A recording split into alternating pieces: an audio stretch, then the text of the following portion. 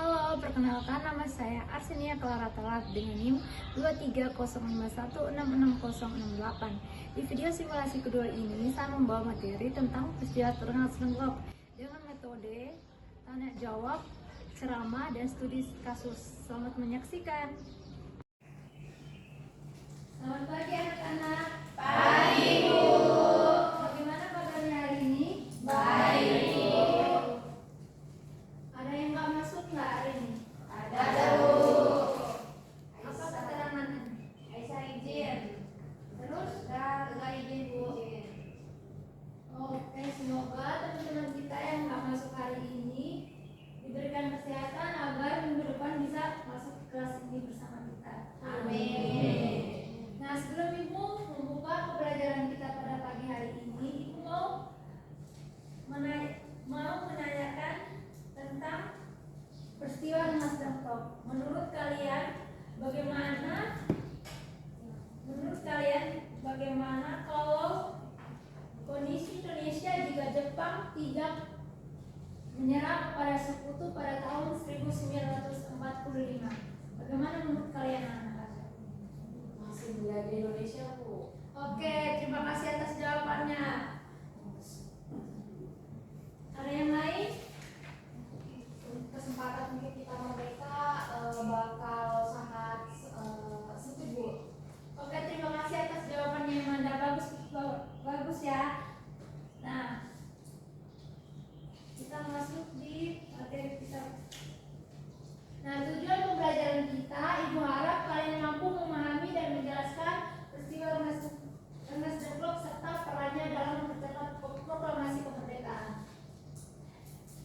Pada pagi hari ini kita menggunakan metode ceramah, tanya jawab, dan diskusi kelompok kecil yang anak. Nah, kita masuk pada kegiatan inti tentang latar belakang peristiwa Rengas Dengklok tersebut. Peristiwa Rengas Dengklok tersebut terjadi pada tanggal 16 Agustus 1945 ya anak-anak, di mana golongan muda menculik Bapak Soekarno-Hatta menuju ke Rengas Dengklok di rumahnya Laksamana Maeda. Terus kronologi peristiwanya tersebut, setelah menculik Bapak Soekarno-Hatta dan Hatta ke rumah Laksamana Maeda, di sana mereka merumuskan teks proklamasi, tetapi mereka memiliki pendapat yang berbeda, di mana golongan muda itu menunggu persetujuan dari Jepang, karena Jepang sudah berjanji akan memberikan kemerdekaan Indonesia ya. Terus golongan muda berpendapat mereka ingin segera memproklamasikan kemerdekaan pada keesokan harinya. Nah, di sini ada tokoh-tokoh penting dalam peristiwa Rengas Dengklok ya, di mana terdapat Bapak Soekarni, Sairul Saleh, Ahmad Subardo, dan Bikara. Nah, setiap tokoh tersebut memiliki perannya masing-masing. Nah, akhir peristiwa Rengas Dengklok, di mana setelah mereka merumuskan teks proklamasi tersebut, akhirnya tercetuslah teks proklamasi tersebut yang ditandatangani oleh Bapak Soekarno dan Muhammad Hatta. Dan pada tanggal 17 Agustus tepatnya pukul 11 waktu Indonesia bagian barat, Bapak Soekarno memproklamasikan kemerdekaan Indonesia di lapangan Laksamana, di depan lapangan Monas ya anak-anak.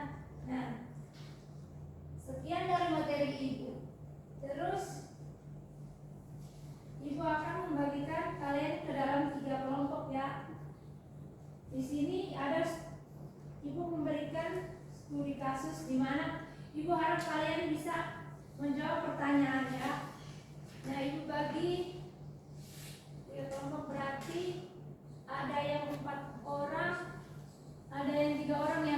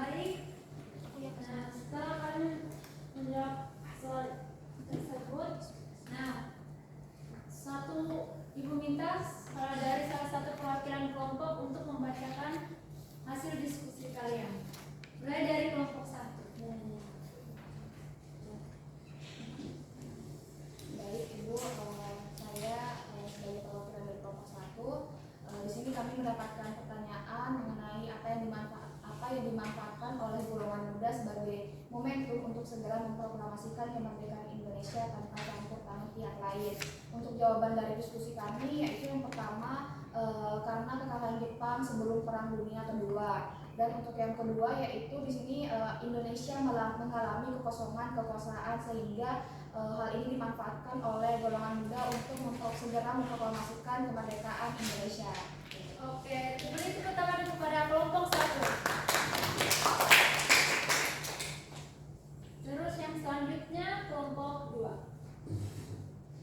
Oke, jadi kami mendapatkan studi kasus tentang peristiwa Rengas Dengklok. Untuk pertanyaannya, mengapa Soekarno dan Muhammad Hatta bersikap hati-hati sebelum melaksanakan proklamasi? Soekarno dan Muhammad Hatta bersikap hati-hati karena mempertimbangkan situasi yang masih berbahaya. Meskipun telah menyerah, tentara Jepang masih bersenjata dan memiliki kekuatan militer. Jika proklamasi dilakukan dengan tergesa-gesa, dikhawatirkan menimbulkan konflik dan banyak potensi juga. Baik, itu saja dari kelompok kami. Terima kasih. Oke, kasih tepuk tangan kepada kelompok 2. Selanjutnya kita berikan kesempatan kepada kelompok 3 untuk menjawab. Oke, baik, kami kelompok 3 mendapatkan pertanyaan, mengapa perbedaan pandangan antara golongan muda dan golongan tua dalam peristiwa Rengas Dengklok dapat menjadi faktor mempercepat tercapainya proklamasi kemerdekaan Indonesia.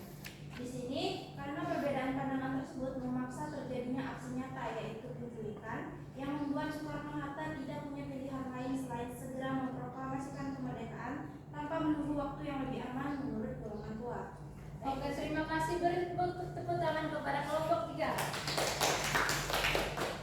Oke, baik, anak-anak telah menjawab kasus yang telah Ibu berikan.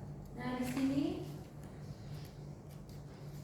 Ibu ingin bertanya kepada anak-anak sekalian, bagaimana perbedaan pandangan antara golongan tua dan golongan muda dalam peristiwa Rengas Dengklok ini? Ya, Bu. Oke, bagaimana? Silakan. Jadi pandangannya adalah golongan muda itu menginginkan proklamasi segera tanpa campur tangan Jepang karena adanya kekosongan kekuasaan. Sedangkan golongan tua itu bersikap hati-hati karena lebih mempertimbangkan keamanan dan resiko konflik dengan tentara Jepang yang masih ada saat itu yang sedang bersenjata. Oke, terima kasih atas jawabannya, Mona. Oke. Pada bagian yang terakhir di sini Ibu mau pada bagian terakhir di sini Ibu minta salah satu dari kalian untuk menyimpulkan materi tentang peristiwa Rengas Dengklok ini. Saya Ibu. Oke, baik, Amanda. Ibu, untuk kesimpulan pada pembelajaran hari ini yang saya ambil bahwa peristiwa Rengas Dengklok menunjukkan bahwa perbedaan pandangan antara golongan muda dan golongan tua justru mempercepat proklamasi kemerdekaan Indonesia, yang mana golongan muda memanfaatkan kekosongan kekuasaan, sedangkan golongan tua bersikap hati-hati demi menghindari konflik. Oke, terima kasih atas jawaban Amanda. Nah, jadi anak-anak, peristiwa Rengas Dengklok ini merupakan salah satu peristiwa yang sangat berharga untuk kemerdekaan Indonesia karena di mana peristiwa ini dapat membawa negara kita untuk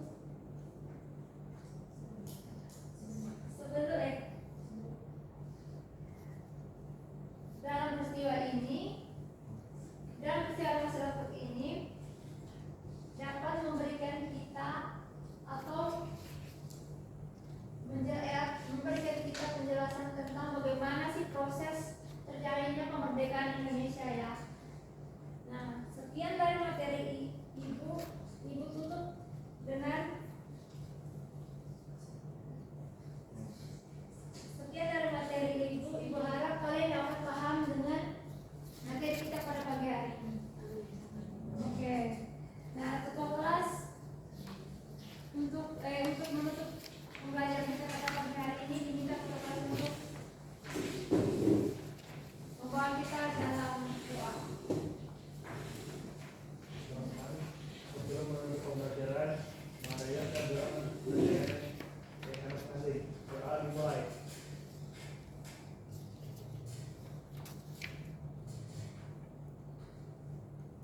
selesai.